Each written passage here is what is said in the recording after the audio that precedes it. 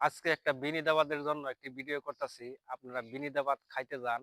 আসলেই একটি মানুষজন মারা যায়, তার ৪০ দিন অথবা ৫ দিন অথবা ৩ দিনে লোকজন খাওয়ায়।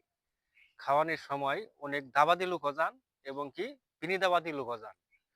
যাওয়ার পরে যখন খাওয়ার দেওয়ার সময় একবার আয়োজন-টায়োজন সবকিছু করা হয়, তখন আপনারা দোয়া ধরা হয়। যে লোকটি মারা গেছে তার জন্য একটি দোয়া করা হয়। দোয়ার সময় কিছু, কিছু লোক আপনারা বলেন যে, "আমার পাতে ৩ টা গোস্ত পড়ুক, আমার পাতে ৪ টা গোস্ত পড়ুক।"